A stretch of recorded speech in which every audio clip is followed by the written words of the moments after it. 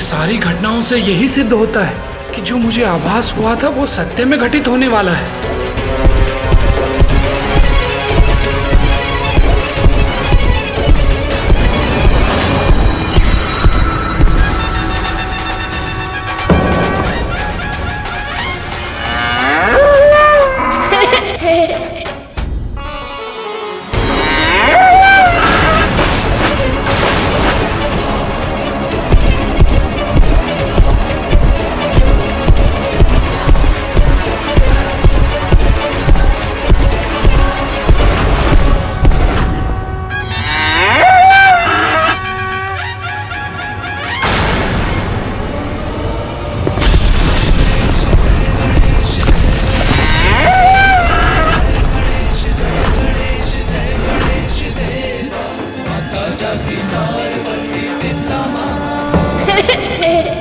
चतुर गणेशा।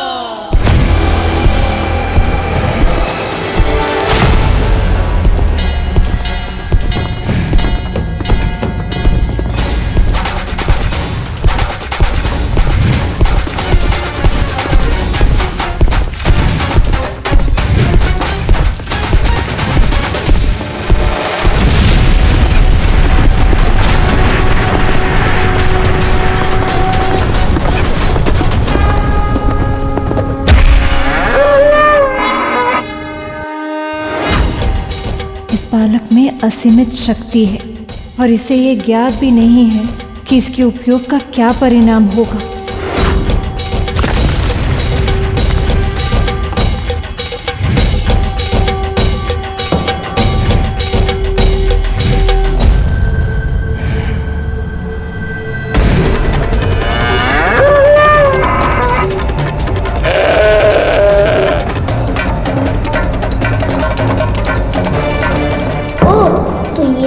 मिलकर मुझ पे वार करने की योजना बना रहे हैं।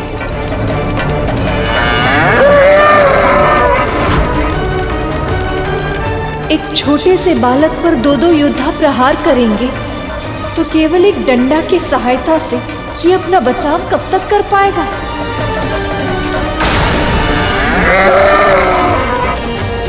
प्रभु, नंदी और श्रृंगी ऐसा कैसे कर सकते हैं? महादेव के ये दो गण सात्विक प्रवृत्ति के धर्म का पालन करने वाले प्राणी हैं देवी। वो अकारण ही कभी किसी पर आक्रमण नहीं करते, पर महादेव को कैलाश में प्रवेश करने से रोककर उनकी बात सुने बिना, कारण जाने बिना ही उनका अनादर करना अनुचित है। और श्रृंगी और नंदी ऐसे भक्त हैं कि वे अपना अपमान तो सह सकते हैं, किंतु अपने आराध्य प्रभु महादेव का कभी नहीं।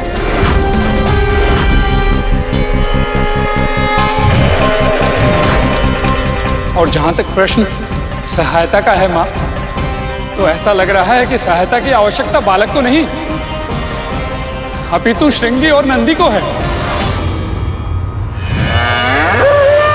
आओ आओ, ऐसे आनंद की अनुभूति कराऊंगा कि कभी भूल नहीं पाओगे।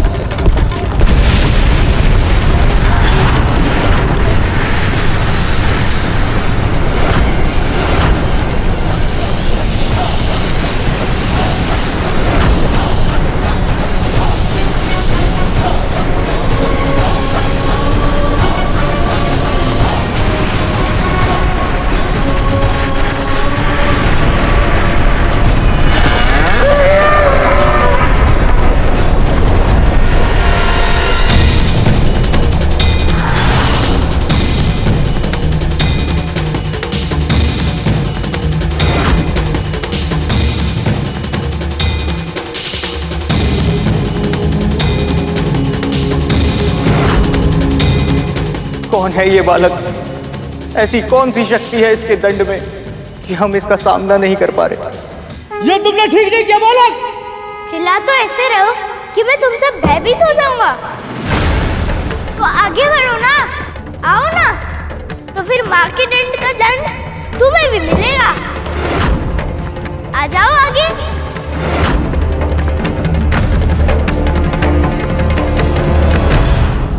बालक की लाठी में माँ ललिता की शक्ति थी, और उस महान शक्ति के सामने इस संसार की बड़ी से बड़ी शक्ति असहाय हो जाती है। उस शक्ति का सामना तो बड़े से बड़े देवता के लिए भी कठिन होता। तो फिर श्रृंगी और नंदी के लिए तो ये असंभव ही था। तूने सत्य कहा करो।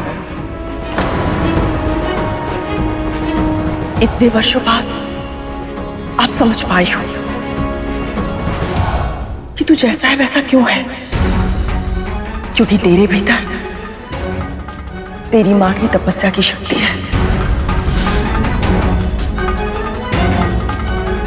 और उसी शक्ति के प्रभाव के कारण तुझे पराजित करना असंभव नहीं, किंतु हाँ कठिन अवश्य है। किंतु मैं ये पहचान ही नहीं पाई। अपने अभिमान में ये सोचती रही कि तुझे दास बनाकर नियंत्रित कर सकती हूं मैं। कितनी बड़ी मूर्ख हूं मैं। लोगों को ज्ञात हो जाता है कि उन्होंने क्या भूल की, किंतु ये बालक को ज्ञात नहीं था और इसीलिए वो अभी शिव गणों को चुनौती दे रहा था। तुम सब कहते कि मुझे बांध लोगे, पल से भीतर प्रवेश कर लोगे। यदि मैंने तुम्हें रोकने का प्रयास किया तो तुम्हारे स्वामी तो बहुत क्रोधित हो जाएंगे ना, और मुझे भस्म कर देंगे। एक बालक से पराजित होकर मन विचलित हो गया।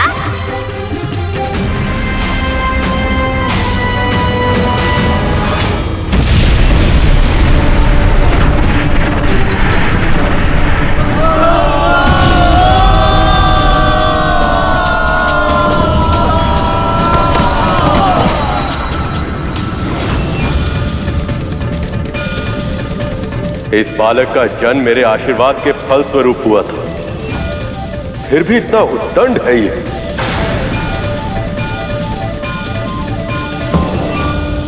हाँ स्वामी, इस बालक के व्यवहार से तो मैं भी चकित हूँ। इतना समझाने पर भी इसे आभास क्यों नहीं हो रहा कि माँ का आज्ञा का पालन का अर्थ ये नहीं कि दूसरों का अनादर करे। परंतु गुरुदेव मैं समझ नहीं पा रहा कि वो बालक तो माँ पार्वती से उत्पन्न हुआ था, तो फिर वो इतना उद्दंड और अभिमानी क्यों था? गरुड़, छोटे बालक गीली मिट्टी की तरह होते हैं। उन्हें कोमल हाथों के स्नेह की आवश्यकता भी होती है ताकि उन्हें सही आकार मिल सके, और भट्टी की आंच के अनुशासन की भी आवश्यकता होती ताकि वह बलशाली और परोपकारी भी बन सके। जानबूझकर किया गया कार्य भूल नहीं, अपराध कहलाता है। मुझे पता था ना कि मैं तुझे महल से बाहर जाने की अनुमति नहीं दूंगी, इसलिए तूने मुझसे झूठ बोला। औषधि लगा रही हूँ तो जलन हो रही है, जब मार रही थी तब तो आ तक नहीं की। सत्य कहा गुरुदेव ने। माँ ने भी बहुत अनुशासन के साथ प्यार और डांट दोनों का पालन करके ही मुझे इस लायक बनाया। उनके बिना मैं कुछ नहीं। जब माता पिता के पालन पोषण में आवश्यक संतुलन नहीं होता तो संतान हठी और उद्दंड हो ही जाती है। मां पार्वती ने अपने बालक को अपार स्नेह तो दिया, परंतु उसे अनुशासन का पाठ नहीं पढ़ाया। इसलिए जब उस बालक के हाथों में शक्ति आ गई तो वे स्वयं को संभाल नहीं पाए। मां की लाठी में समाई शक्तियों ने उस बालक के मस्तिष्क में अभिमान भर दिया था और वह ये भूल गया था कि संसार में जो कुछ भी होता है प्रभु की इच्छा से ही होता है।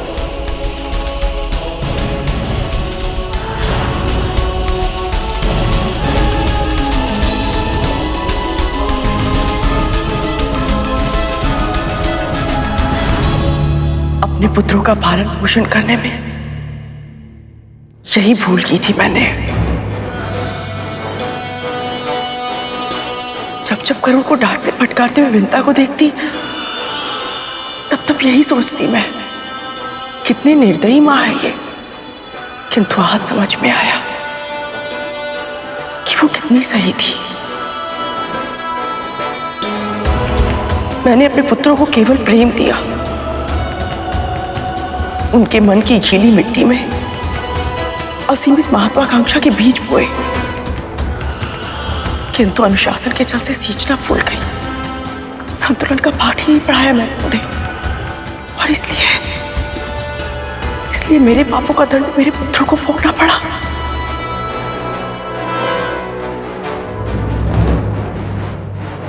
ऐसा ही होता है देव, यही विधि का विधान है। उधर बालक का व्यवहार देखकर माता लक्ष्मी उसके लिए चिंतित हो रही थी और प्रभु विष्णु का क्रोध बढ़ रहा था, और देव ऋषि उन्हें तो पता ही नहीं लग रहा था कि आगे अब क्या होगा।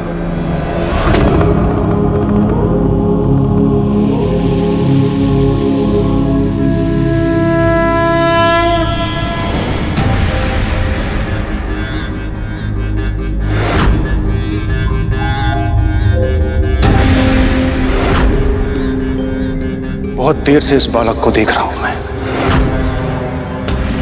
अब समय आ गया है कि कोई इसे भय का अर्थ सिखाए।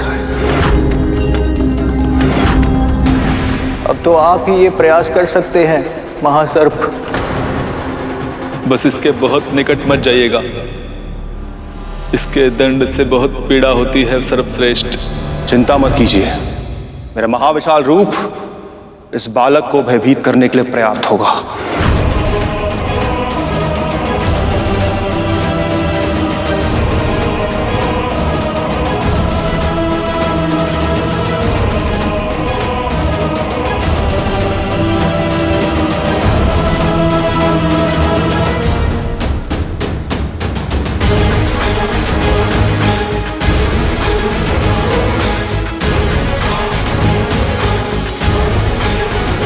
अब ये बालक वासुकी के महाविशाल रूप से अवश्य भयभीत होगा, और तभी उसके वचन को वो सम्मान भी देगा।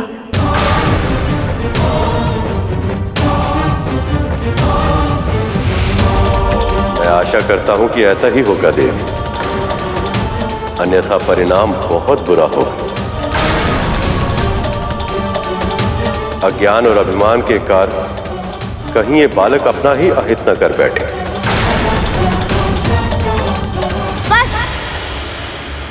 मुझे ज्ञान देने का प्रयास करके अपना और मेरा समय व्यर्थ मत करो।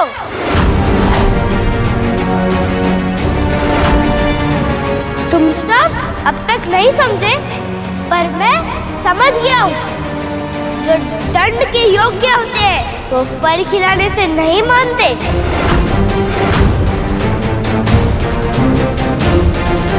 ठीक है, निर्णय करो, पहला प्रहार तुम करोगे कि मैं करूं? तुम्हें आभास भी है कि मैं कौन हूं? पहचानता तो नहीं हूं, पर इतना अवश्य जानता हूं, तुम भी वही बसम वाले के कोई शुभ चिंतक हो। वैसे प्रसन्नता तो करनी चाहिए, कुछ तो बात है उस जटाधारी भिक्षुक बाबा में। इतनी सारी योद्धाओं को अपनी जटाएं से बांध कर रखा है उन्होंने।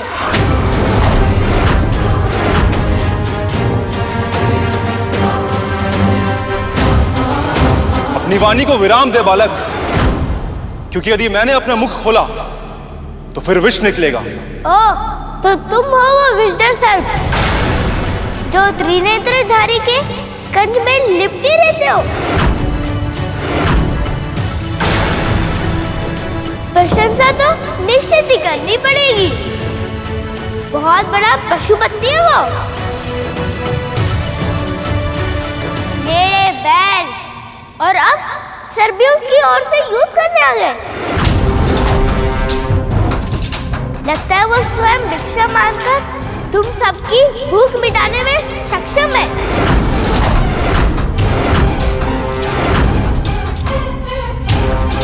नहीं तो ऐसी स्वामी भक्ति कहाँ से आती? नारायण नारायण, ये तो महादेव की निंदा करते करते उनका गुणगान करने लगे। पर विडंबना यह है कि इसे इस बात का आभास ही नहीं।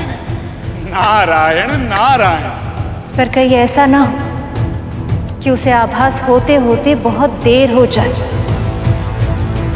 वासुकी का विष बड़े बड़े असुरों के लिए प्राणघातक है। ये तो केवल एक छोटा सा बालक है जिसे अब दंड की आवश्यकता है। बस वासु की यह स्थिति संभाल, अन्यथा मुझे हस्तक्षेप करना होगा देवी।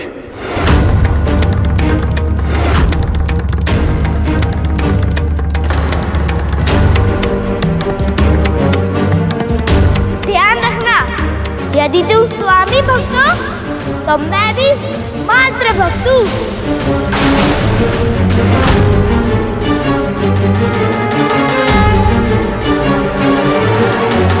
इसलिए हित चाहते हो तो लौट जाओ, और युद्ध चाहते हो तो आगे आओ।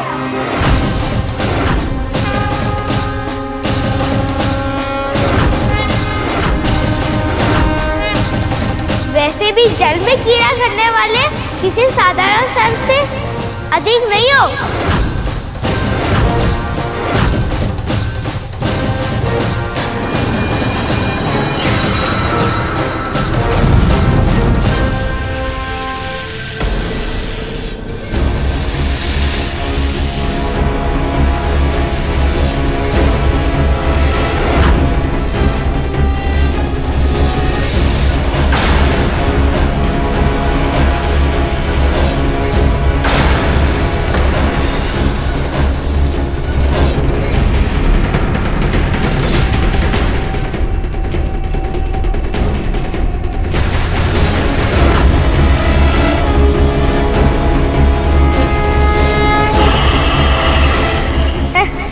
बढ़ चुका आकर या भी और बढ़ाना है?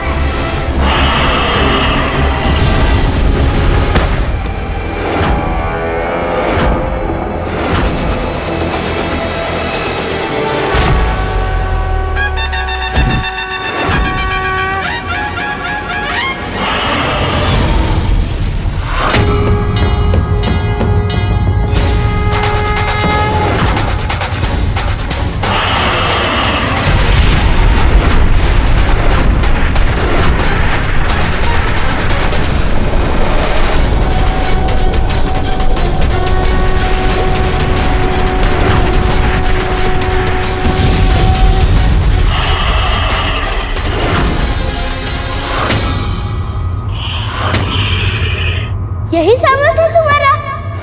इतना ही है तुम्हारे विक्रम प्रभाव? अभी भी समझा रहा हूँ, लौट जाओ।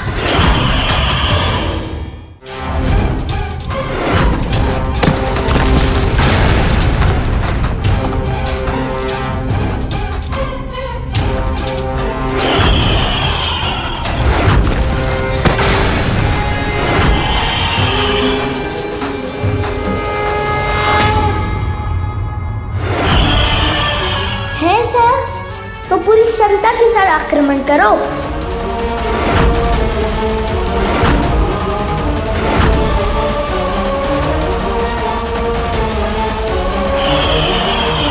लगता है वासुकी बहुत क्रोधित है, कहीं वो इस बालक को हानि ना पहुंचा दे।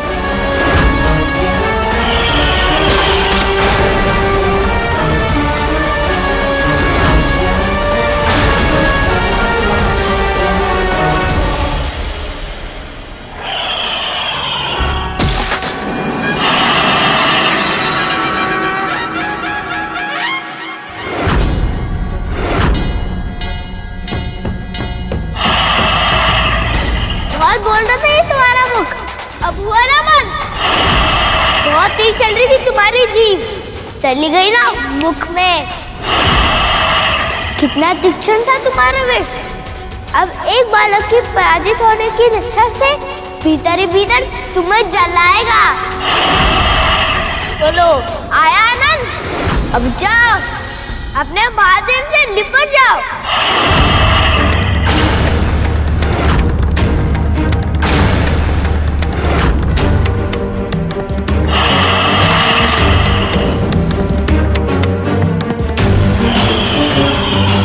विष तो ठीक है तुम्हारा, पर लक्ष्य भेजने में बहुत ही कच्चे हो तुम। सदा सुख भर में छुप जाते हो।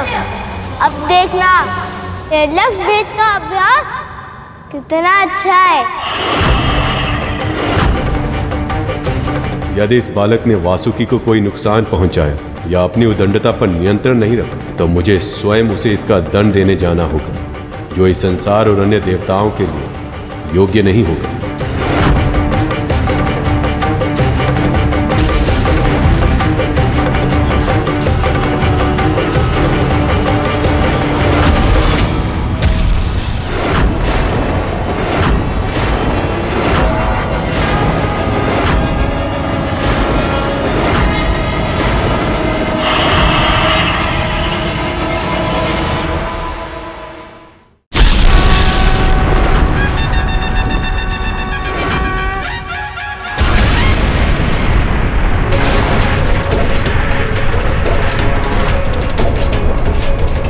ये किस नए संकट के संकेत हैं?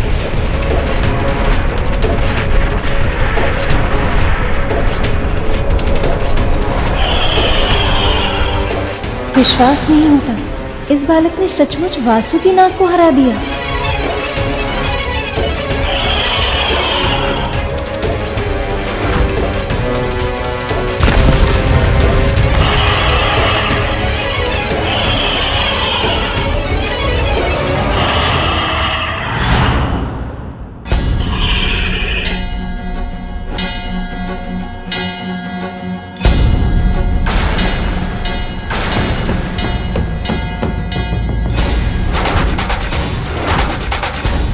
पार्वती की शक्ति के प्रताप से वासुकी का विशाल आकार भी छोटा हो गया और अब ये बालक इतने महान नाग के साथ एक खिलौने की तरह व्यवहार कर रहा है।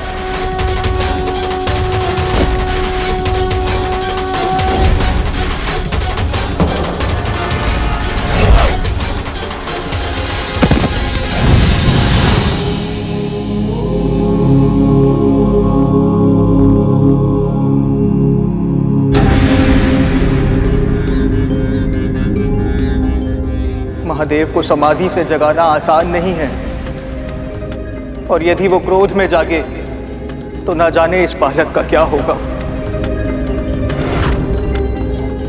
क्या कोई ऐसा नहीं है जो इस अहंकारी का हट छुड़वा पाए?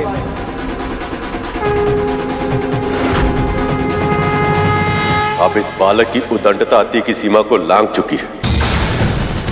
अब मुझे जाना ही होगा।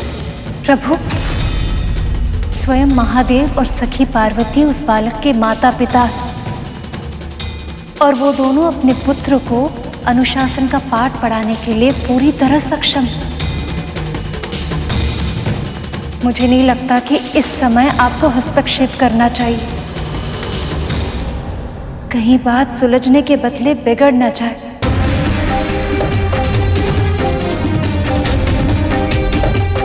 परमा, यह भी तो संभव नहीं है कि प्रभु शांत रहकर महादेव और उनके भक्तों के साथ ऐसा दुर्व्यवहार होते हुए देखते रहें। यदि समय रहते हुए इस बालक और इसकी शक्ति को नहीं रोका गया तो समस्त संसार का संतुलन नष्ट हो जाएगा। मैं समझती हूँ देवर्षि, और देवराज इंद्र भी इस बात को समझते हैं। देखिए, वो सभी देवताओं के साथ इस बालक को समझाने के लिए पहुंच गए। माँ ने कितने प्यार से सजाया था मुझे, पर इन सबको पाठ पढ़ाने में सारे वस्त्र गंदे हो गए। माँ को कितना बुरा लगेगा।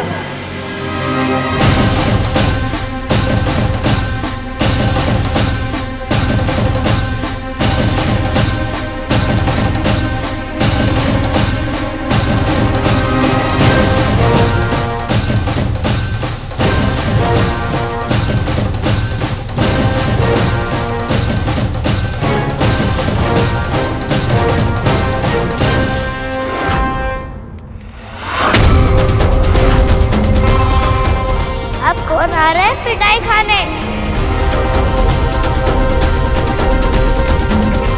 सचमुच इस बहरूपी में कुछ तो विशेष है, जो कभी पशु युद्ध करने आ जाते हैं तो कभी दिव्य प्राणी।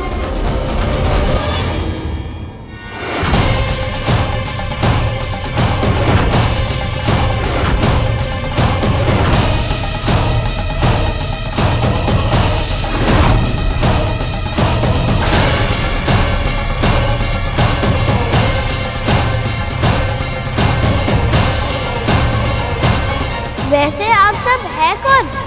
मैं हूँ देवराज इंद्र। और मैं हूँ अग्निदेव। और मैं हूँ वायुदेव। और मैं हूँ वरुण देव। और हम सभी हैं देवगण। तुम अपनी माँ की आज्ञा का पालन कर रहे हो बालक, ये बहुत ही अच्छी बात है। पर अपनी माँ की आज्ञा के आगे किसी और की बात ना सुनना, ये अनुचित है। तुम महादेव को जानने का प्रयास तो करो, स्वयं जान जाओगे कि वो कौन है और तुम्हें उन्हें क्यों नहीं रोकना चाहिए। जो मेरी माँ के आदेश का पालन करने का इच्छुक नहीं है, उसे जानने में मेरी कोई रुचि नहीं है।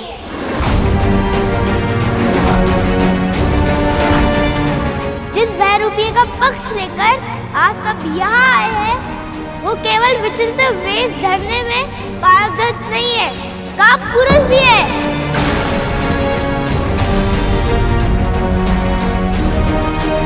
स्वयं तो आंखें मूंदकर ऐसे बैठ गए हैं जैसे उन्हें किसी बात से कोई अंदर ही नहीं पड़ता। पर कुछ ही समय के अंतराल में बार बार किसी न किसी को युद्ध करने के लिए भेज देते हैं वो। बालक, तुम महादेव को समझने में बहुत बड़ी भूल कर रहे हो। तो उसे सुधारने के लिए मेरी माँ है। तुम्हें मेरी भूल सुधारने का अधिकार किसने दिया? उन वनवासी बाबा के पक्षकार बनना बंद करो। जीवा संभाल कर बात करो बालक। जिस जीवन का उपयोग तुम मुझे उद्देश्य देने के लिए कर रहे हो, उसे अपने मुख के भीतर ही रखो और अपने कानों के पट खोलकर मेरी बात सुनो। ये द्वार तब तक नहीं खुलेगा जब तक मेरी माँ इन्हें खोलने की आज्ञा न दे। इसलिए उल्टे सीधे तर्क देकर उन भैरूपी बाबा का पक्ष लेना बंद करो और उल्टे पैर लौट जाओ उनके पास। बालक, तुम हठी तो हो ही, साथ ही उदंड भी हो। यदि तुमने इस क्षण हमारी बात नहीं मानी तो हमें अपने बल का प्रयोग करना ही होगा। तो प्रतीक्षा किस लिए कर रहे हो? मुहूर्त निकलाऊं क्या?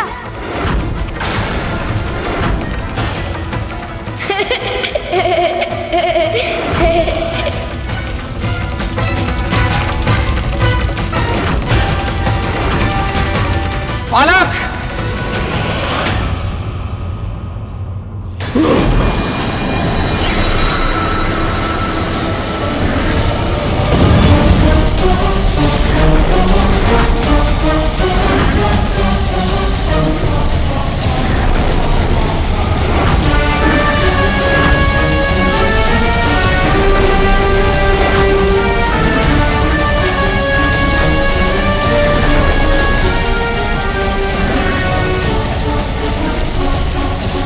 मेरे अग्नि का प्रभाव इस डंडे पर क्यों नहीं हो रहा है?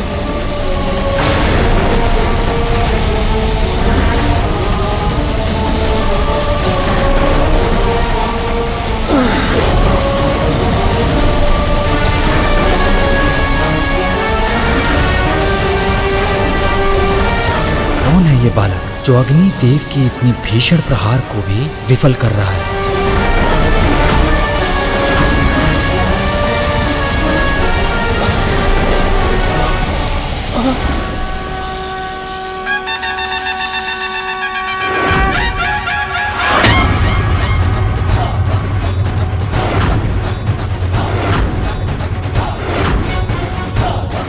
मेरी वायु की तीव्र शक्ति से आक्रमण करूंगा मैं।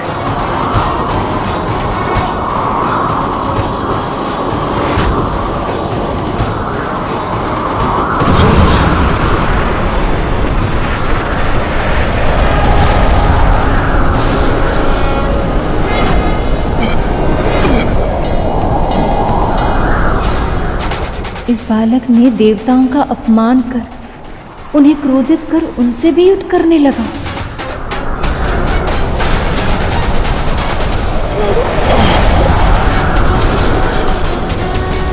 मैंने अभी अभी प्रभु को शांत कराया है। यदि इनका क्रोध पुनः जागृत हुआ तो न जाने ये युद्ध कितना बड़ा रूप लेगा।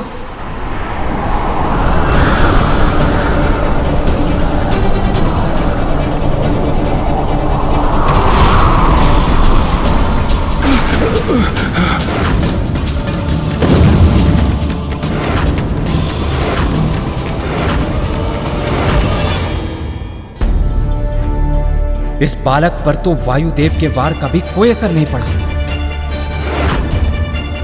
सारे देवताओं के प्रहारों का प्रत्युत्तर ये बालक बहुत ही सरलता से दे रहा है, किंतु कैसे?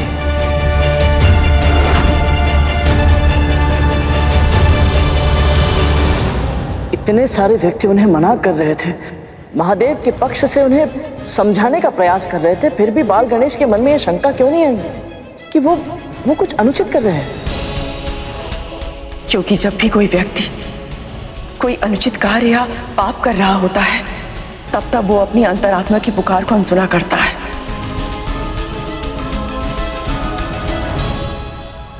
तुझे पता है मुझे कैसे पता चला?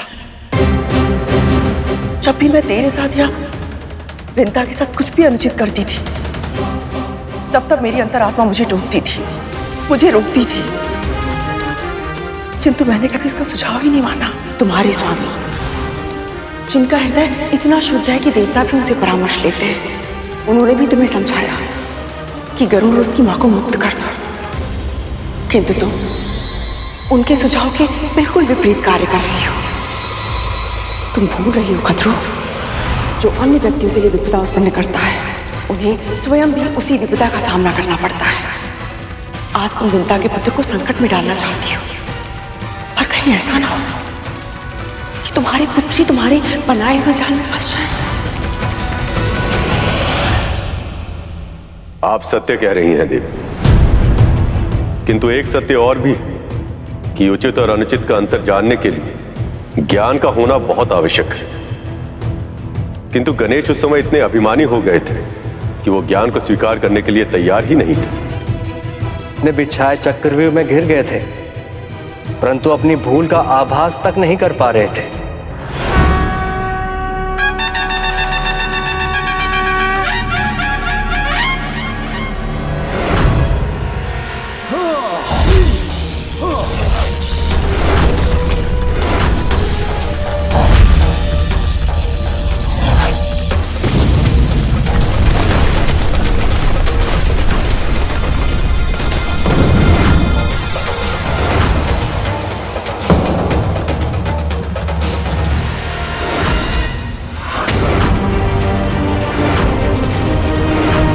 देवताओं, आक्रमण!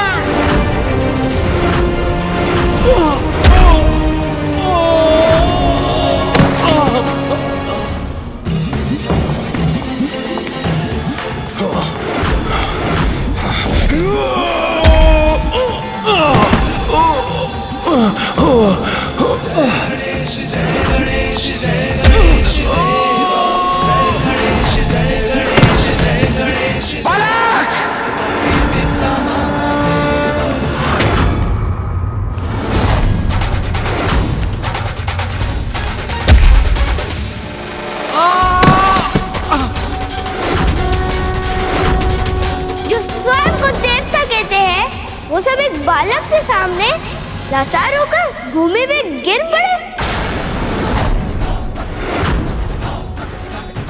चाहे तो दया की भिक्षा मांग कर देख लो, ठीक से विनती करोगे क्या पता दया ही कर दूं। इस बालक में अहंकार पूर्ण तरह से बस गया और इस अहंकार के अंधकार में खोकर ये बालक देवताओं से भी लड़ रहा है। ये उचित नहीं।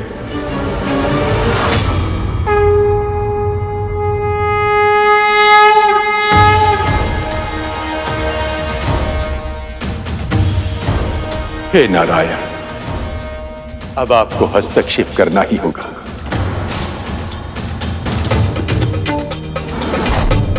यदि इस बालक को ना रोका गया तो इसकी शक्ति निरंतर बढ़ती जाएगी और एक समय पर इसे नियंत्रित करना असंभव हो जाएगा। यदि प्रभु ने हस्तक्षेप किया तो ये युद्ध न जाने क्या रूप ले लेगा। और यदि उन्होंने क्रोधवश सुदर्शन चक्र का आह्वान किया तो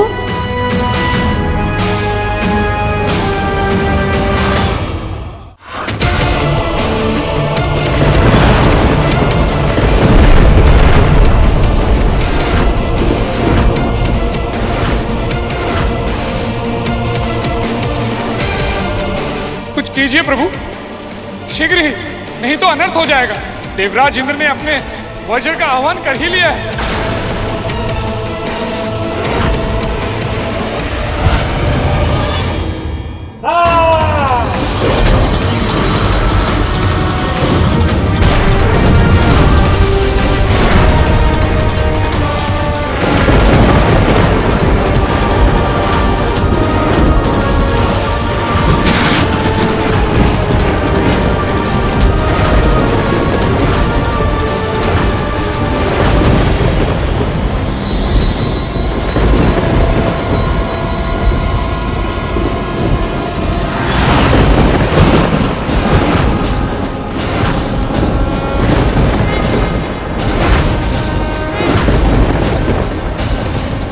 ओम नमः शिवाय।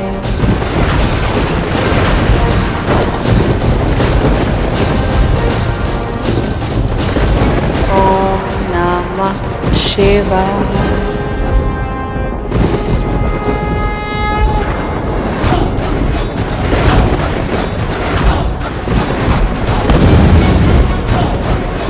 ओम नमः शिवाय। ये कैसी शक्ति है इसके दंड में, जिसने मेरे वज्र का प्रभाव भी विफल कर दिया।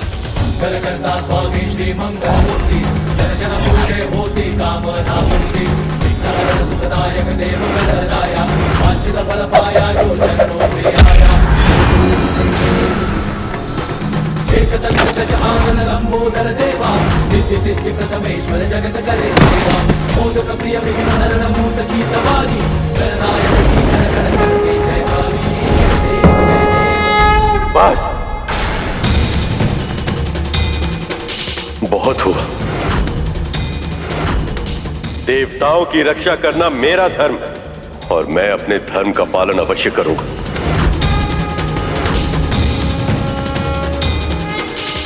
प्रभु,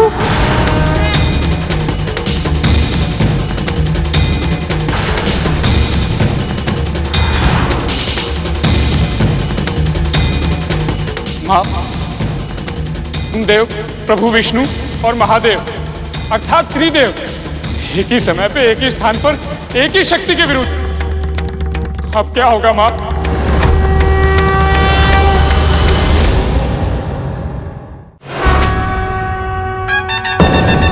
देवता भी पराजित हो गए, यहां तक कि देवराज भी असफल हो गए।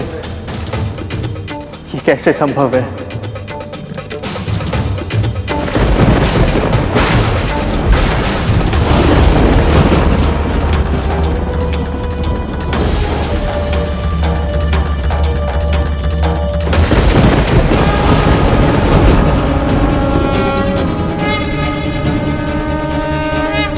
प्रभु,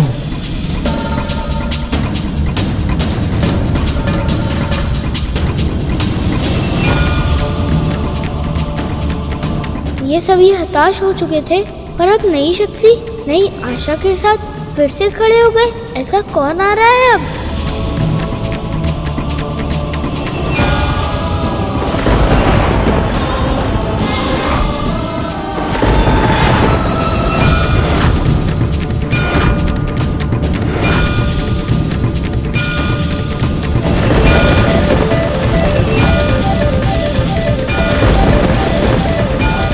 इस बालक के कारण आज ब्रह्मदेव, प्रभु विष्णु और महादेव एक ही स्थान पर एक ही समय पे एकत्रित हो गए।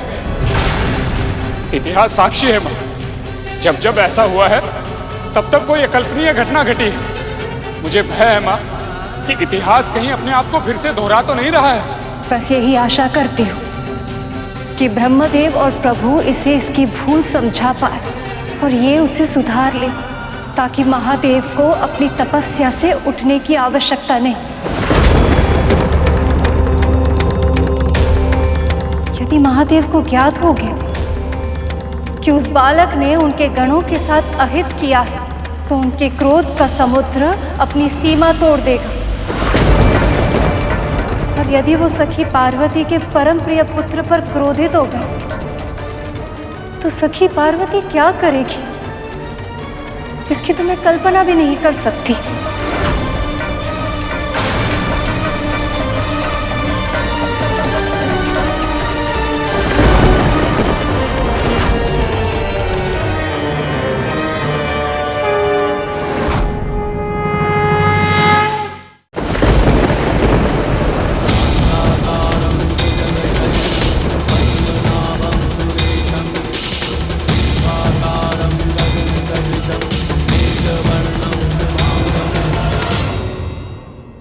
बालक, कम से कम सामान्य शिष्टाचार तो मत त्यागो। तुम्हारे सामने सृष्टि के रचयिता ब्रह्मदेव और स्वयं पालनकर्ता प्रभु विष्णु उपस्थित हैं। इन्हें प्रणाम करो बालक।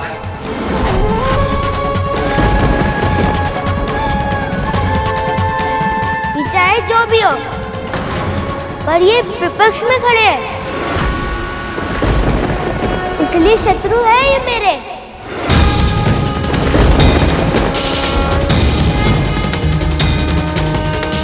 मैं शत्रु को प्रणाम नहीं करता।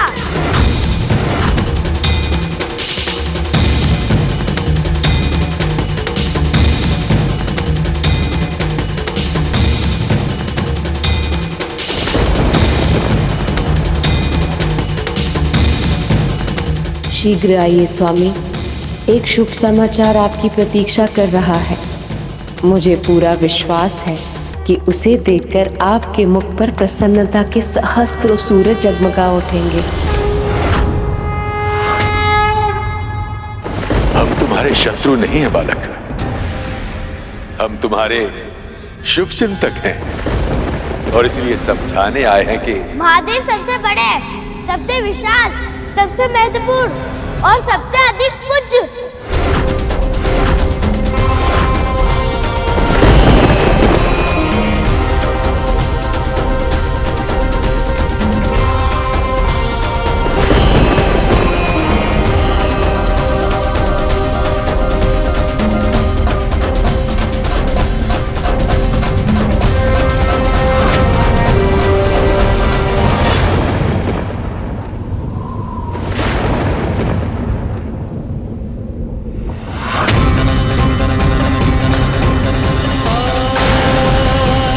अवश्य ही हवा से बुझी होगी ये दीपक। अब तो मेरे प्रभु पुनः लौट रहे हैं, अब कुछ भी अशुभ नहीं हो सकता है।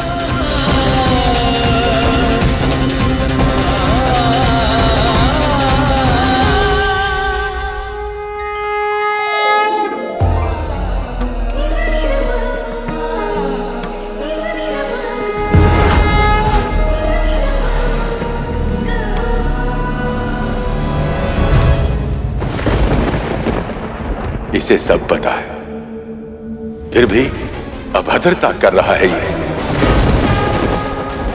अभी कुछ ही देर पहले आप लोग की कथा सुनी। वैसे ब्रह्मदेव, आपको मुझे उपदेश देने का या उद्दंड देने का अधिकारी क्या है? अपनी उद्दंडता भूल गए? अपना एक शीश उसी कारण गवाया था ना आपने?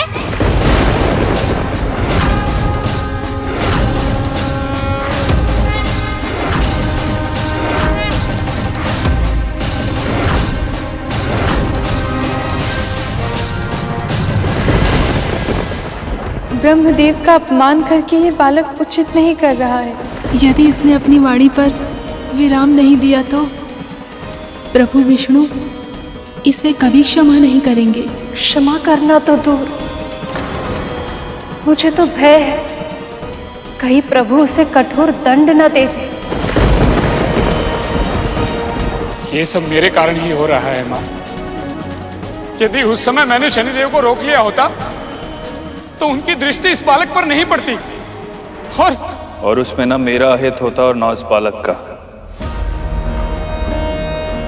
मैंने उस बालक को दृष्टि मात्र देख लिया और मेरे इस अपराध के लिए माँ पार्वती ने मुझे ऐसा दंड दिया कि मैं अब कभी ठीक से चल भी नहीं पाऊंगा। मुझे क्षमा कर दीजिए माँ।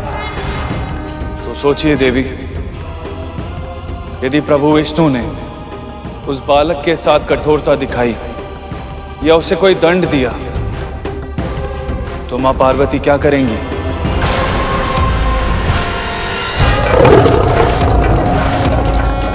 हे प्रभु, कोई अनिष्ट ना हो जाए।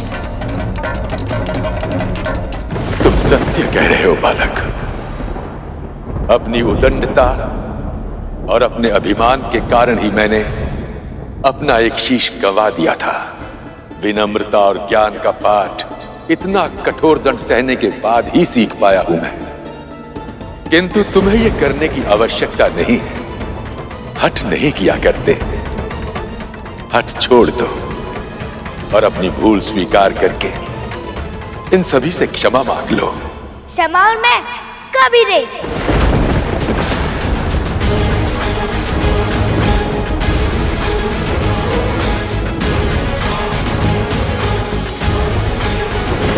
बालक, तुम्हें ऐसा नहीं कहना चाहिए। मुझे क्या कहना चाहिए और मुझे क्या नहीं कहना चाहिए वो सिखाने वाले आप कौन होते हैं?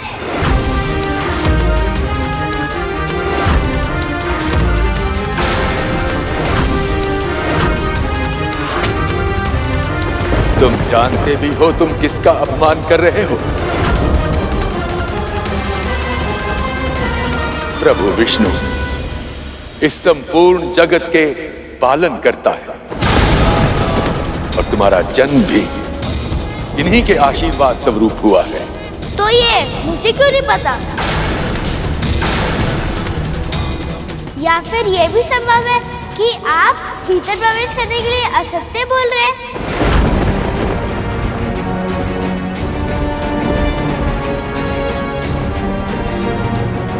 अज्ञानी बालक, तुम ब्रह्मदेव के मुख से निकले हुए वाक्य को असत्य कह रहे हो। जिनके मुख से निरंतर वेद प्रवाहित होते रहते हो, तुम उन पर असत्य भाषण का आरोप लगा रहे हो। मेरे लिए केवल एक ही सत्य है, मेरी माँ का आदेश।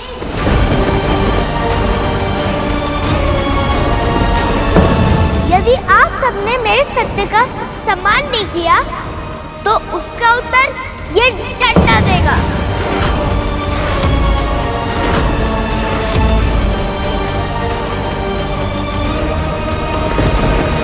हमारे धैर्य की परीक्षा मत लो बालक। परीक्षा तो आप सब ले रहे हैं मेरे धैर्य की।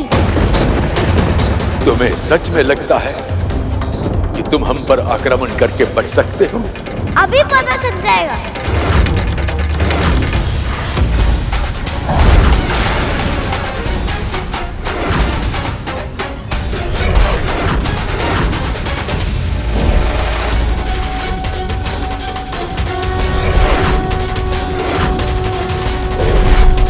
मां शक्ति के दंड के प्रहार से कैसे बचेंगे ब्रह्मदेव?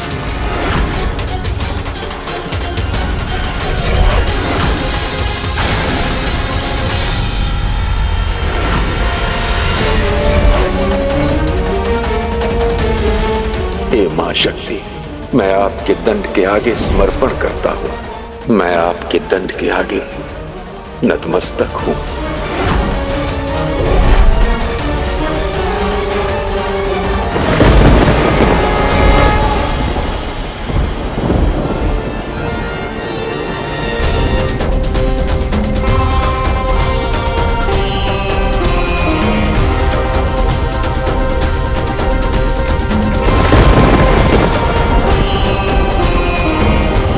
सामने मेरी माँ की शक्ति दुर्बल कैसे पड़ गई?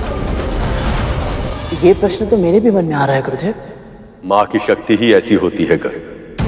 यदि कोई विरोध करे तो वो पूरे वेग से आकर अपने विरोधी से टकराती, रौद्र रूप में उसका सामना करती और उसे पूरी तरह से नष्ट कर देती। किंतु यदि कोई समर्पण कर तो वह क्षमा भी कर देती है। जब मैं डिम में था और मुझ पर संकट आया था तब मेरी माँ भी बहुत अधिक क्रोधित हुई थी, किंतु अब जब बड़ी माँ ने अपनी भूल मानी तो माँ ने उन्हें क्षण ही क्षमा कर दिया।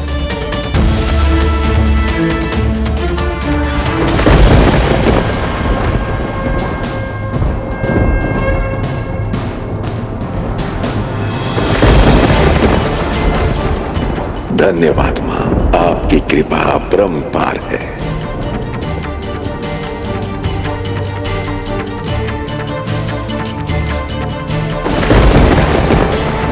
इसे क्या हुआ?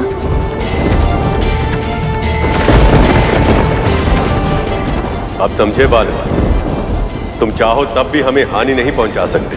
एक बार असफल हो गया तो इसका अर्थ ये नहीं है कि मैं पराजित हो गया हूँ।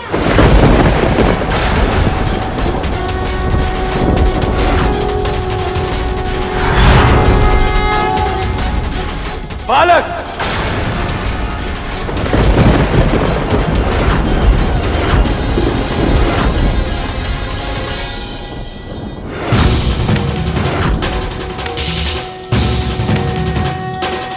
अब की तजनी उंगली देखकर त्राही त्राही करने लगूं, दांत दुरुपल नहीं हुआ है।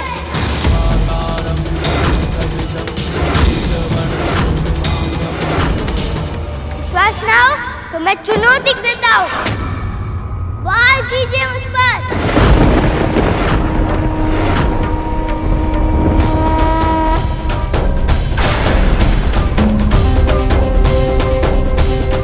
वार कीजिए मुझ पर, वार कीजिए मुझ पर, वार कीजिए मुझ पर, वार कीजिए मुझ पर। ये प्रभु विष्णु को चुनौती नहीं बल्कि अपने विनाश को आमंत्रण दे रहा है। ये सब सिर्फ आपके वक्र दृष्टि के कारण नहीं हो सकता स्वामी। अवश्य ही इसके पीछे कोई कारण निश्चित है। हाँ, मुझे बहुत चिंता हो रही है। यदि प्रभु ने अपना संयम खो दिया तो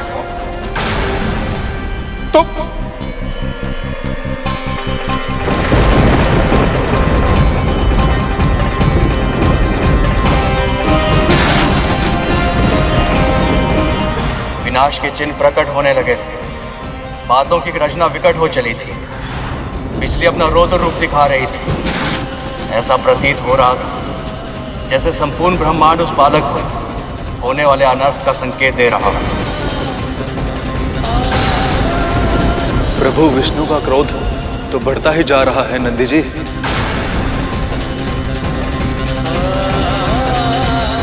महादेव, अब इस बालक का क्या होगा? अभी भी समय है बालक, हट छोड़ दो और प्रकृति के संकेत को समझो। जो विष्णु गणना करते हैं वो बादल कोई वर्षा नहीं करते।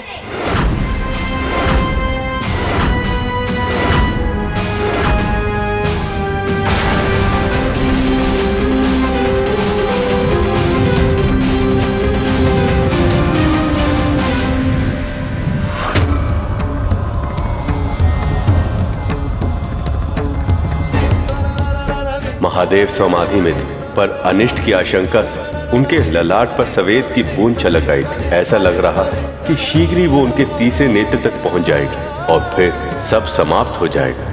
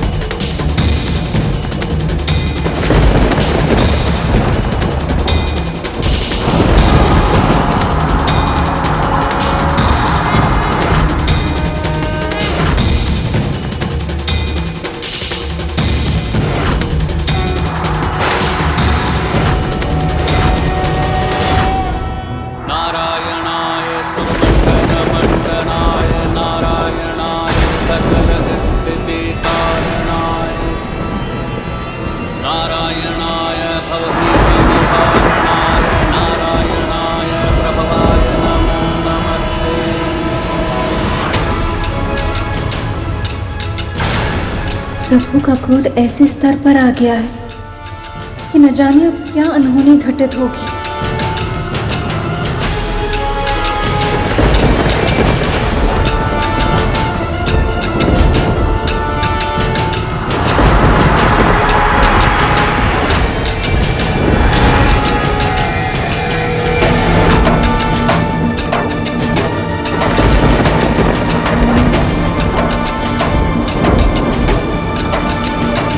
सुदर्शन चक्र, प्रभु आप ऐसा नहीं कर सकते। एक छोटे से बालक पर आप प्राणघातक अस्त्र नहीं चला सकते, अन्यथा अनर्थ हो जाएगा प्रभु, अनर्थ हो जाएगा।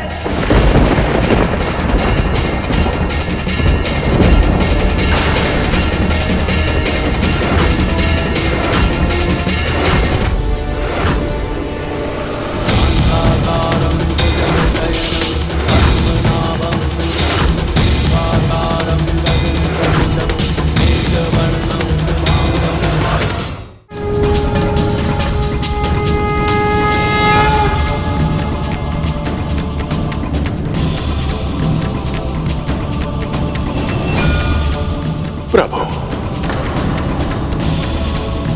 बालक अबोध है। वो नहीं जानता कि उसने किसे चुनौती दी है। मेरी आपसे प्रार्थना है, अपना चक्र वापस ले लीजिए। यह अबोध है प्रभु, इसे क्षमा कर दीजिए। प्रभु, ये आपके ही आशीर्वाद का फल है, इसे क्षमा कर दीजिए। प्रभु, इस बालक को क्षमा कर दीजिए। शायद मेरी वक्र दृष्टि का प्रभाव है इस बालक पर।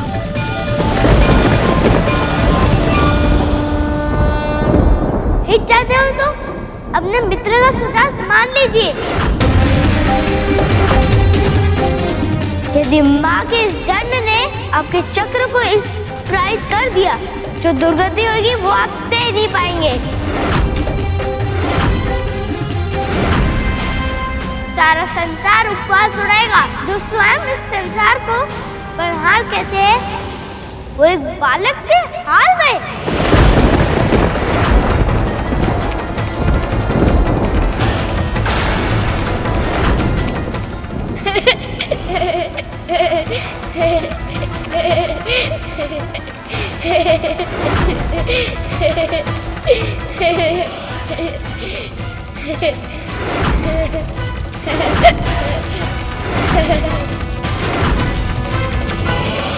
क्या हुआ? मुझ पे वार करने से भय लग रहा है? तो अब मैं आपका भय दूर कर दूंगा। पहला वार मैं करूंगा आप पर, पहला वार मैं करूंगा आप पर, पहला वार मैं करूंगा आप पर, पहला वार मैं करूंगा आप पर, पहला वार मैं करूंगा आप पर।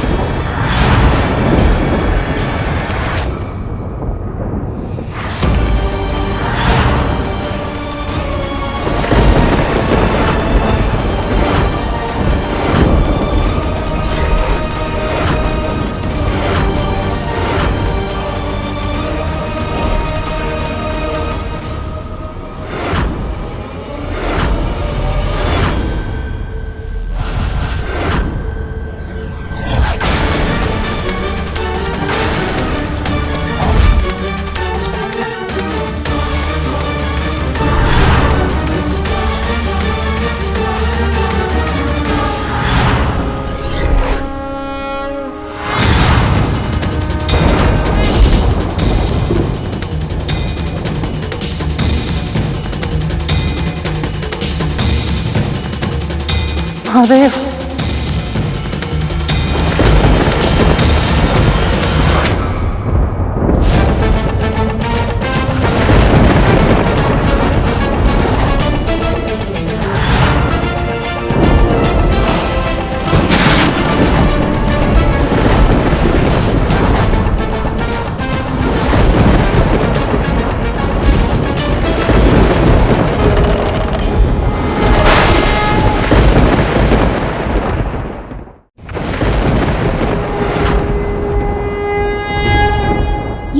इतना शक्तिशाली है कि इसने माँ के ही दंड को अपने अंदर समा लिया।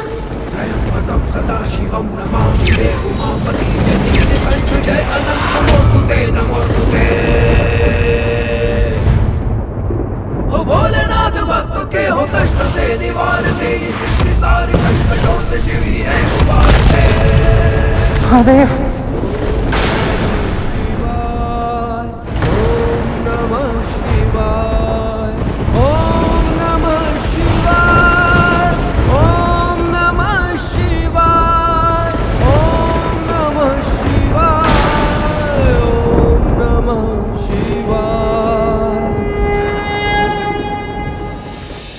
हे प्रभु, अच्छा हुआ आप ध्यान से जाग गए।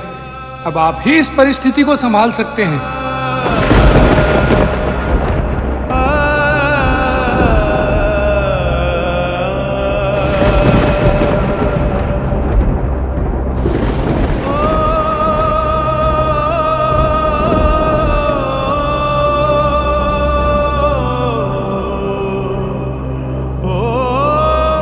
देखिए स्वामी, महादेव की समाधि टूट चुकी है। अब वो अपने पुत्र और इस स्थिति को अवश्य ही संभाल लेंगे। मुझे भय है कहीं बहुत देर तो नहीं हो गई, क्योंकि इस बालक ने प्रभु ब्रह्मा, प्रभु विष्णु, अन्य सभी देवता और उनके साथ साथ उन सभी का अपमान भी किया है जो महादेव के प्रिय हैं।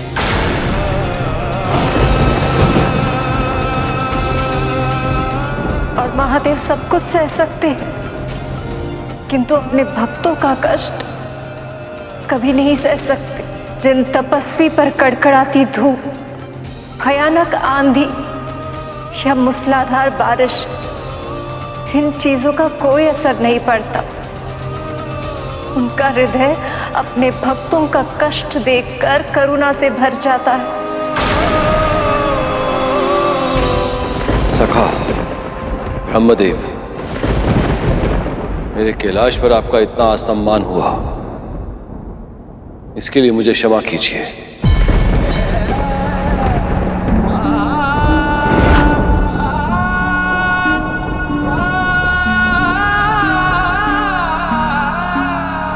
क्षमा तो मुझे मांगनी चाहिए सखा। मैं समय रहते नंदी, श्रृंगी और अन्य सभी की रक्षा नहीं कर पाए।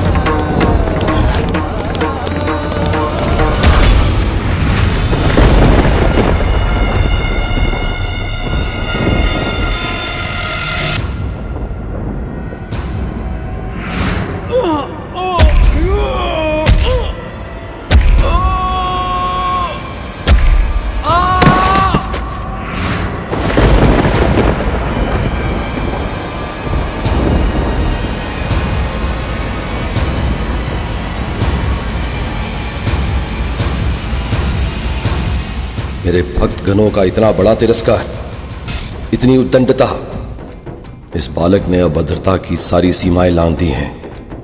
अब मुझे इसके अहंकार का अंत करना ही होगा।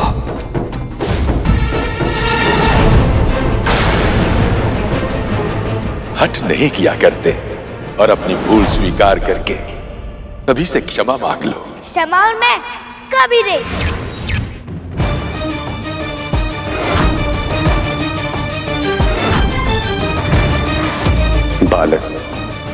तुम्हें ऐसा नहीं कहना चाहिए। मुझे क्या कहना चाहिए और मुझे क्या नहीं कहना चाहिए वो सिखाने वाले आप कौन होते हैं? यदि आप सबने मेरे सत्य का सम्मान नहीं किया तो उसका उत्तर ये डंडा देगा।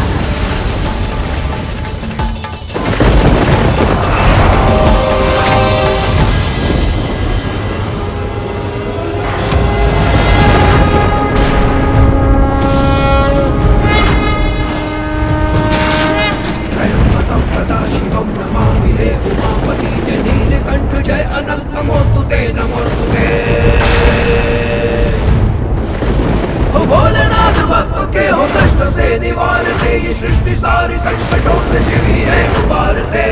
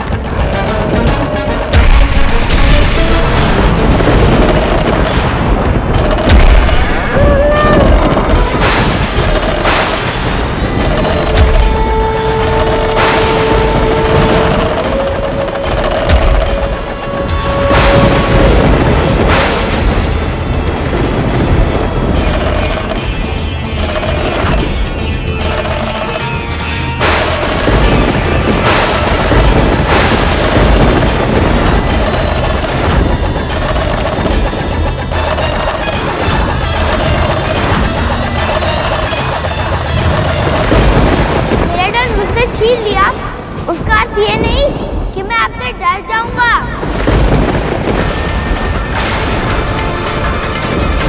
आप सबके लिए मुझे दंड की आवश्यकता नहीं। मेरा बाहुबली प्राप्त है।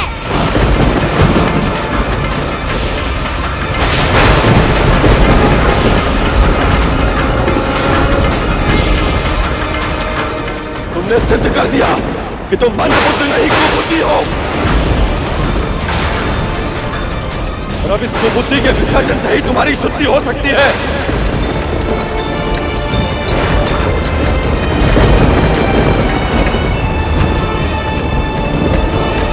भिक्षुक! भिक्षुक! भिक्षुक!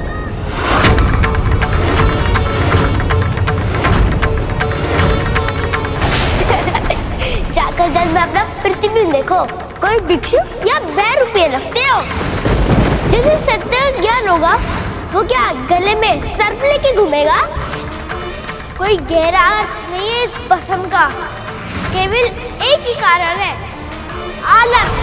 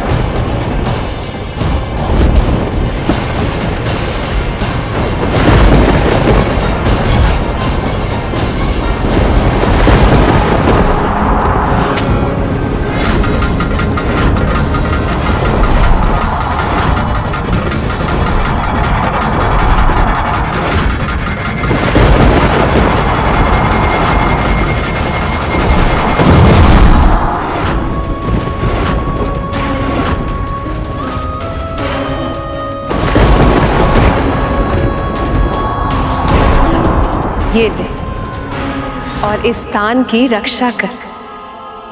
परंतु याद रहे, जब तक मैं बाहर वापस ना आ जाऊं, मेरे स्नान ध्यान में कोई भी व्यवधान ना पहुंच पाए।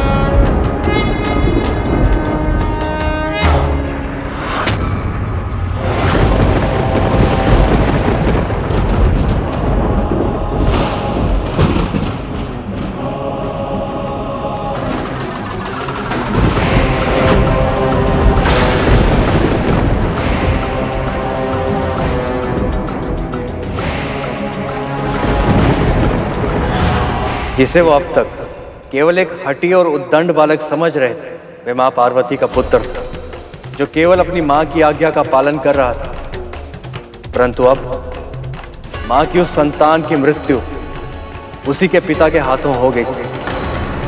ये नियति का सबसे क्रूर खिलवाड़ था, और इसका अंत कैसे होने वाला था कोई नहीं जानता था।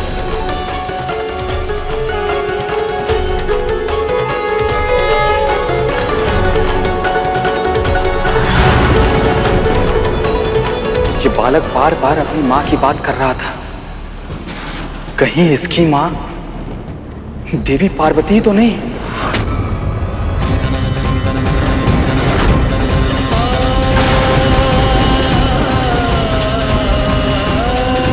तो क्या अब तक हम माँ पार्वती के पुत्र से युद्ध कर रहे थे?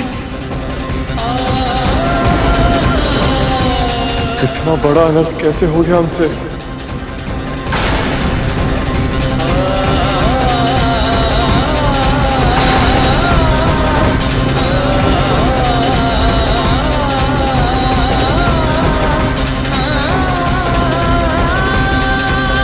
जिस बालक को पाने के लिए माँ ने इतनी कठिन तपस्या की, वो हमारे कारण वो भी अपने पिता के हाथों।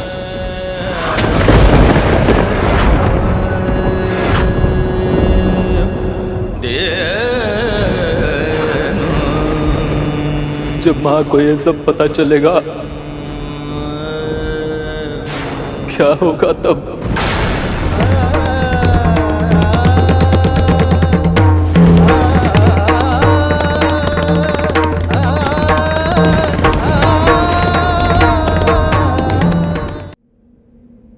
नहीं, ऐसा नहीं हो सकता। देवी पार्वती के साथ ये नहीं हो सकता। इतने लंबे समय के बाद, इतने कठोर तपस्या के फलस्वरूप उन्हें ये पुत्र मिला था। काल इतना क्रूर नहीं हो सकता कि वो देवी पार्वती से इतने शीघ्र उनका पुत्र छीन ले।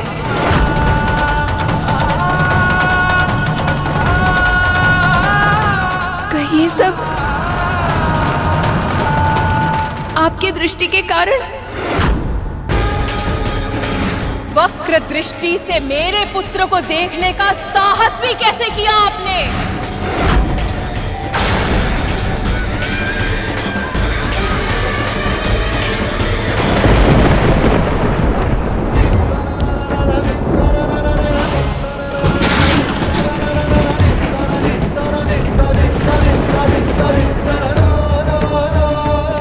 सखा, पार्वती, मुझसे ऐसा कैसे हो गया?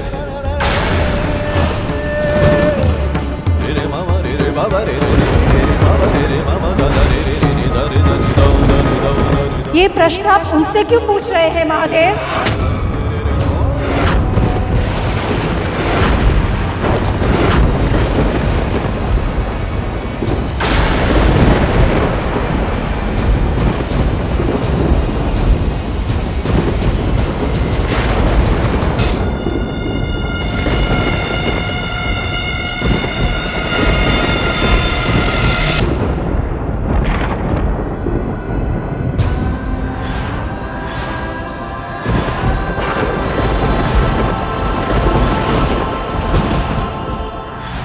माताओं को धन्यवाद, पर मुझे तो मेरी माँ के दिए हुए लाल फूल ही सबसे प्रिय लग रहे हैं।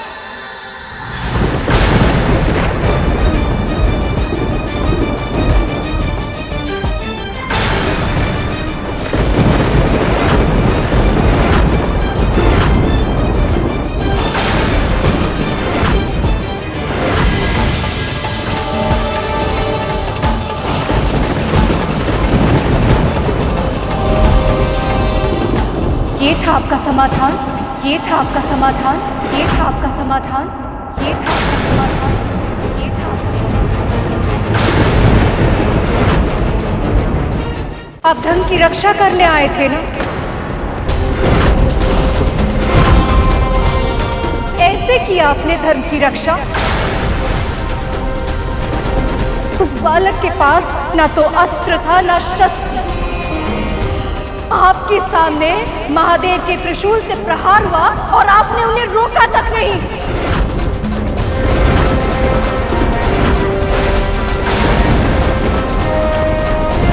क्यों स्वामी?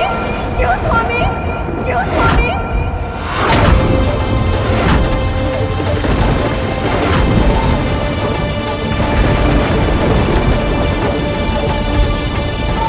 और आप ब्रह्मदेव,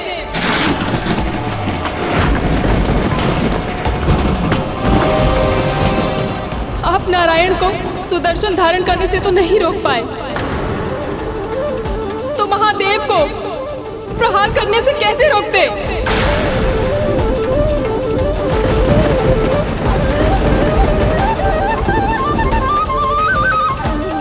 इन पर क्रोध करने से लाभ ही क्या? वास्तविक दोष तो मेरे पति और इनके भाइयों का है।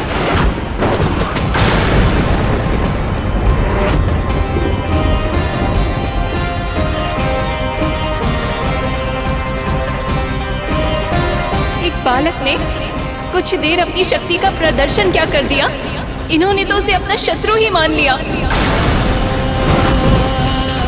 अपने सिंहासन की रक्षा करने के लिए इन्होंने सारी सीमा ही लांघ दी।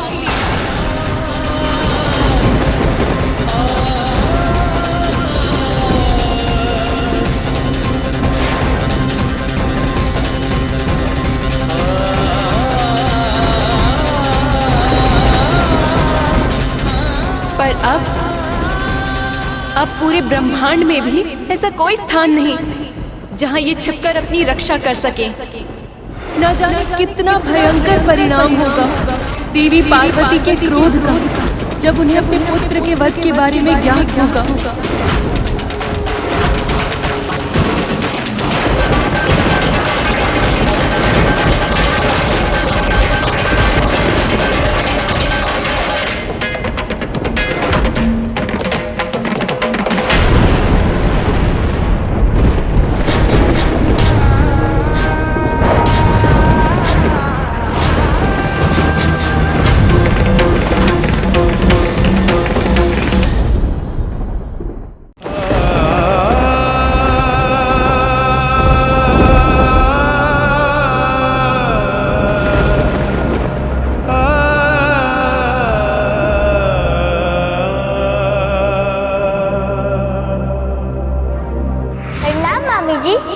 सदा समृद्ध रहो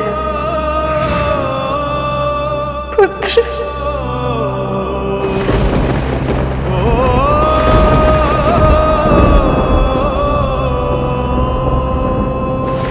इसका हंसता मुस्कुराता मुख अभी भी मेरी दृष्टि के सामने।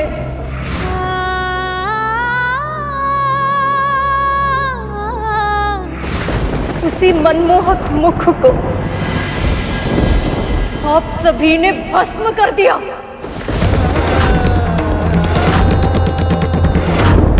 हम सभी से चाहे कितना भी दुलार क्यों न करे, कितना भी स्नेह क्यों न दे, पर इसके लिए सबसे अधिक आकर्षण इसके माँ का आंचल ही था।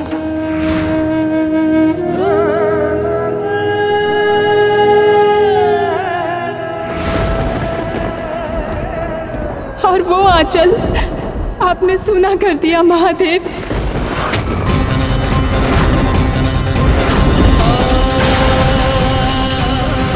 देवी पार्वती की केवल एक ही इच्छा थी कि कैलाश में कोई ऐसा हो जो केवल उनकी आज्ञा का पालन करे, जिसके लिए उनसे अधिक महत्वपूर्ण और कोई भी ना हो।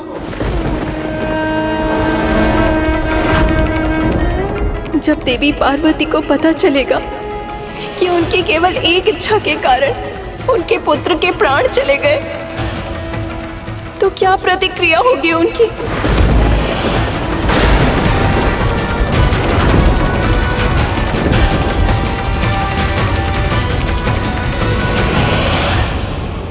आप चुप क्यों है नारायण? आपने तो स्वयं सखी को मनवांचित पुत्र का वरदान दिया था। आप तो जानते थे ना कि वो बालक जो कुछ भी कर रहा है केवल एक कृष्ण मात्र भक्ति के कारण कर रहा है। तो फिर आप अपने क्रोध पर नियंत्रण कैसे नहीं रख सके? बताइए प्रभु। भूल हमसे हुई है माँ।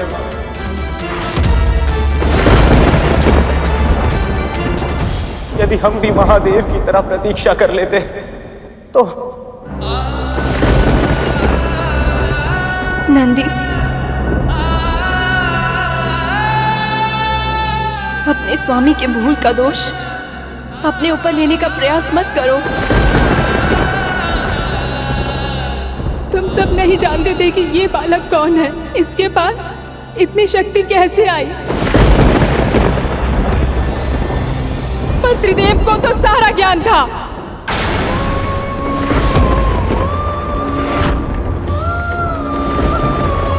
फिर संपूर्ण सृष्टि के सबसे महान भगवान एक बालक को नियंत्रित करने के लिए उसके शीश को धड़ से अलग करने के अतिरिक्त आप कोई उपाय नहीं खोज पाए।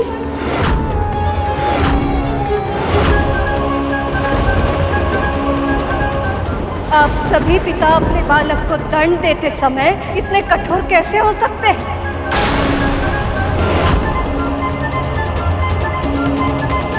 कि ना कि आपके हृदय में करुणा का अंकुर फूटता है, ना ही हाथ कांपते हैं।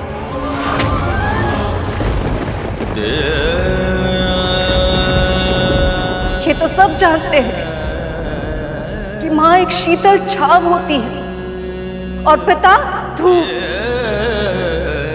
किंतु आज ये धूप इतनी तीव्र कैसे हुई कि एक अंकुर को पनपने से पहले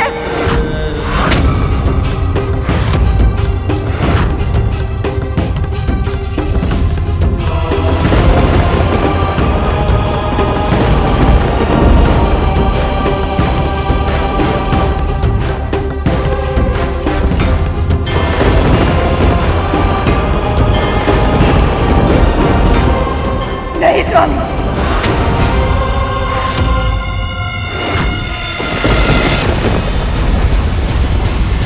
आज नहीं।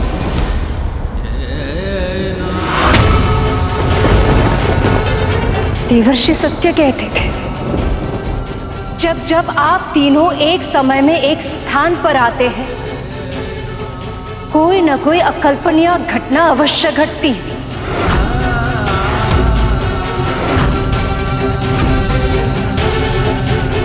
और आज यह जो कुछ भी हुआ वो कल्पनीय घटना का अंत नहीं है। आज आपने एक माँ को उसके पुत्र से अलग किया है और संसार में कोई भी माँ अपने संतान की रक्षा के लिए दुर्गा का रूप लेती है।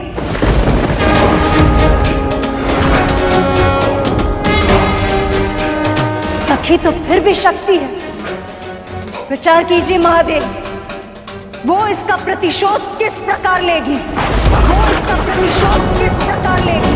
वो इसका प्रतिशोध किस प्रकार लेगी? सखी तो फिर भी शक्ति है। विचार कीजिए महादेव, वो इसका प्रतिशोध किस प्रकार लेगी?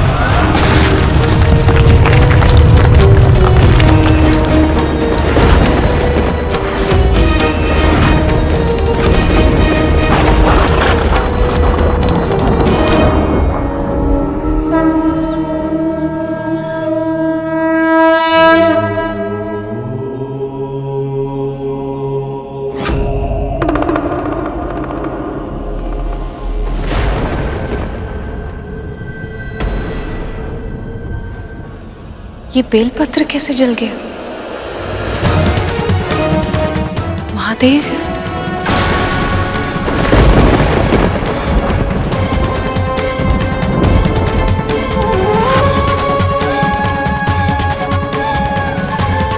शक्ति ने जब एक साधारण दंड में अपना अंश डाला तब आप में से कोई भी उसका सामना नहीं कर पाया। सोचिए, जब उनका रौद्र रूप आप सबके सामने आएगा तब कैसे बचेंगे आप सब?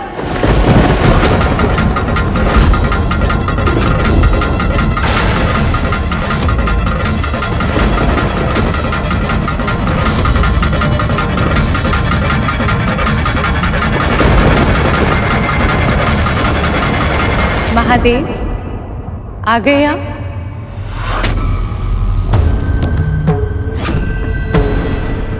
कहाँ हैं आप?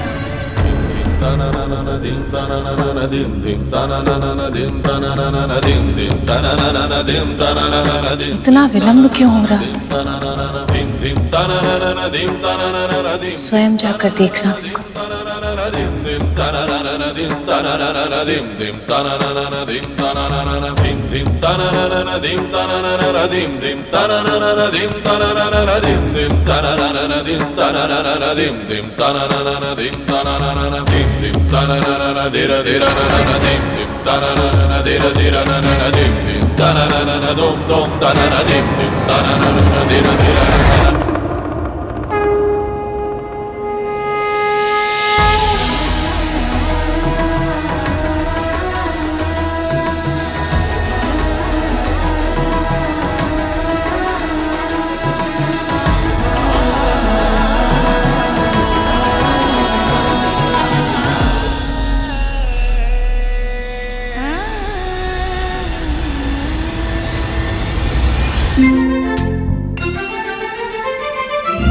चतुर चतुर चतुर चतुर ज्ञानी,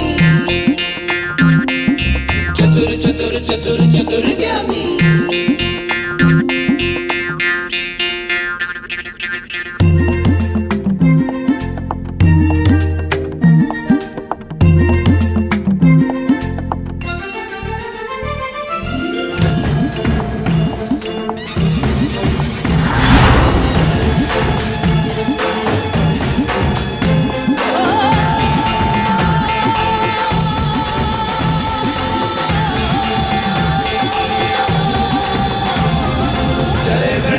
जय गणेश देवा, जय गणेश जय गणेश देवा।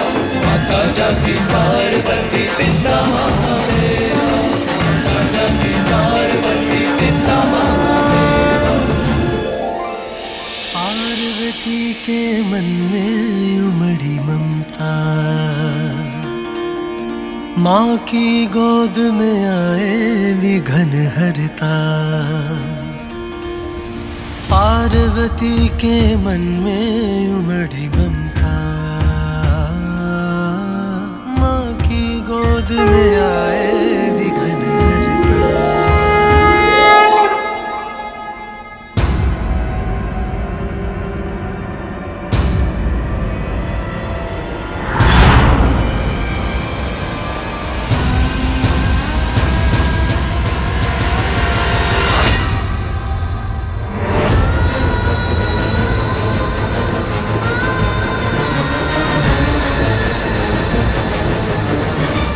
स्वप्न था पर कितना सुंदर स्वप्न था। पिछली बार जब काली के रूप में उन्हें क्रोध आया था तो केवल महादेव ही उन्हें रोक पाए थे, किंतु इस बार महादेव स्वयं अपराधी है। वे तो अभी भी अपने पुत्र को उसके पिता से मिलाने का स्वप्न देख रही होंगी। यदि सखी को पता चल गया कि उनके पुत्र के साथ आपने क्या किया है तो इसका क्या परिणाम होगा? ऐसे में जब शक्ति शिव से टकराएंगी तो क्या होगा ये कोई नहीं जानता।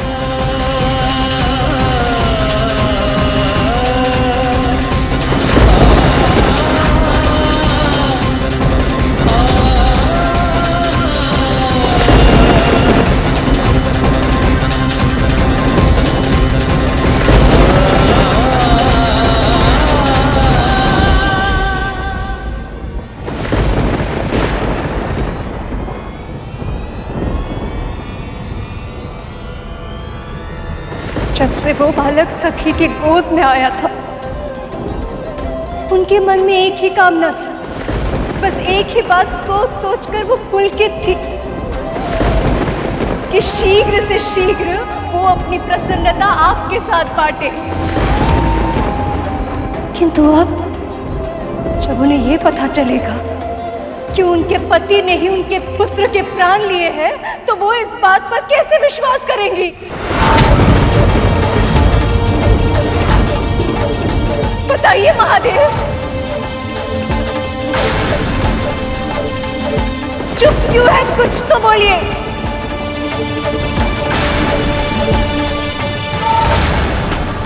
कुछ तो बोलिए महादेव, कुछ तो बोलिए महादेव, कुछ तो बोलिए महादेव, कुछ तो बोलिए महादेव, कुछ तो बोलिए महादेव। यहाँ जो कुछ भी अनिष्ट घटित हुआ उन सब से देवी पार्वती अवगत है। यदि उन्हें ज्ञात हो गया तो उनके प्रकोप का क्या परिणाम होगा उसका अनुमान लगाना भी असंभव। पुत्र, पुत्र, कहाँ है तू? पुत्र,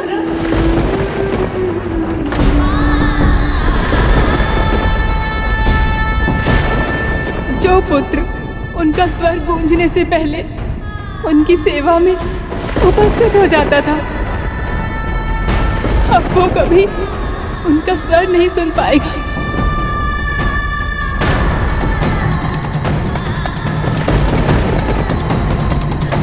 उनके पुकारने पर अब वो कभी दौड़कर नहीं आ पाएगा।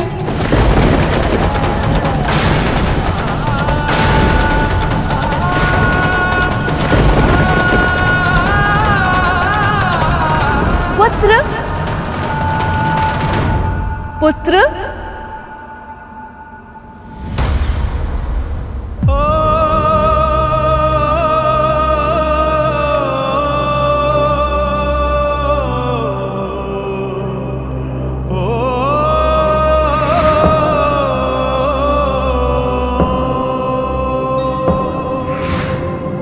ये बालक भी ना फल भी आधा ही खाया है।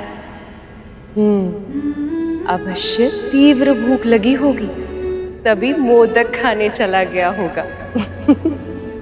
उसे मेरे हाथ के बने मोदक बहुत अच्छे लगे थे। पुत्र,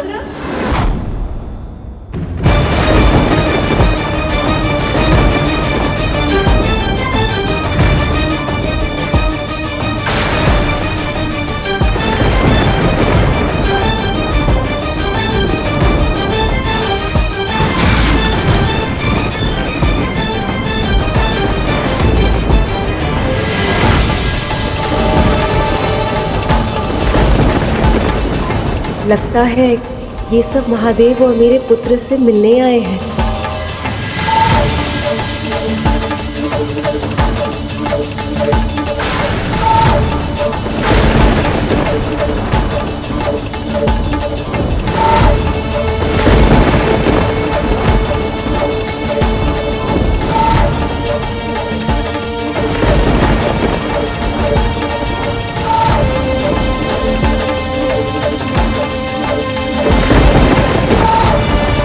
आप सब यहाँ?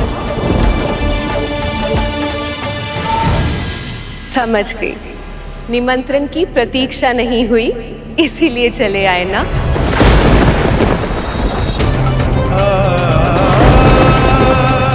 मुझे पता था आप सब कोई बात छुपा नहीं पाएंगी। अपने अपने पति को मेरे पुत्र के जन्म की सूचना दे ही दी।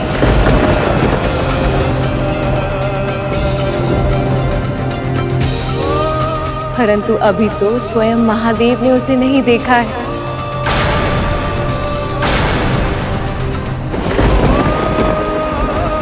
पर वो है कहाँ?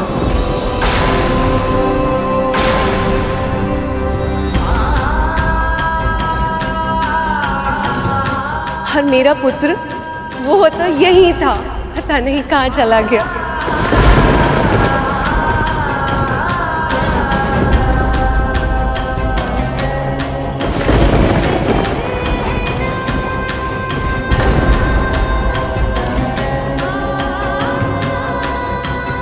क्या हुआ? अरे आप सब चुप क्यों हैं? नंदी, क्या समस्या है? बताओ।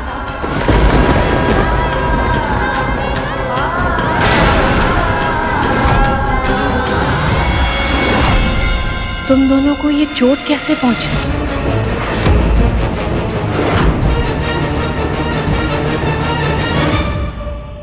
क्या गजासुर ने कोई क्षति पहुंचाई है?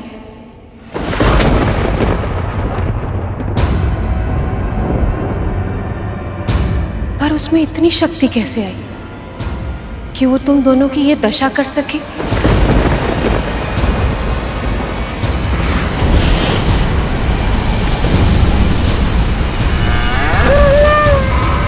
जिसने तुम्हारी ये दशा की? महादेव ने उस दुष्ट को कोई दंड दिया कि नहीं?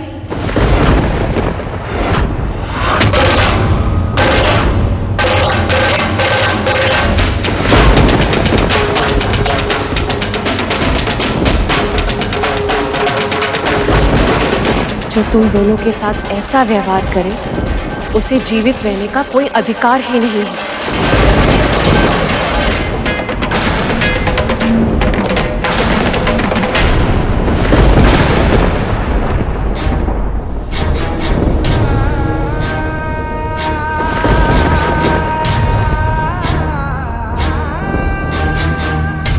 और देवराज आप, अग्नि, वायु, आप सबकी ये दशा किसने की?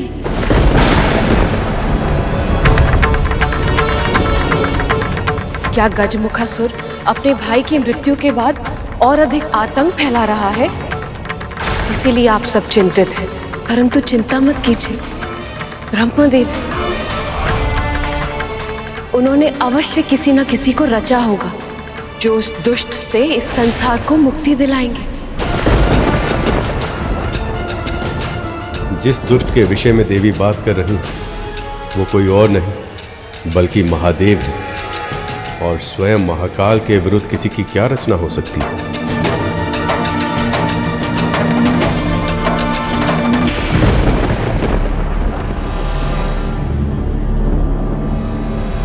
न जाने सखी पार्वती का क्रोध क्या रूप ले लेगा जब उन्हें ये ज्ञात होगा कि स्वयं महादेव ने ही उनके पुत्र का सर धड़ से अलग कर दिया है।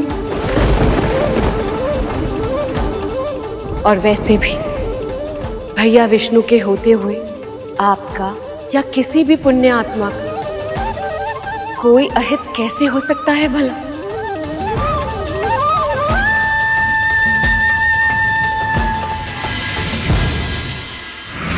हमारे धैर्य की परीक्षा मत लो बालक। तुमने सिद्ध कर दिया कि तुम मंदबुद्धि नहीं कुबुद्धि हो। और अब इस कुबुद्धि के विसर्जन से ही तुम्हारी शुद्धि हो सकती है।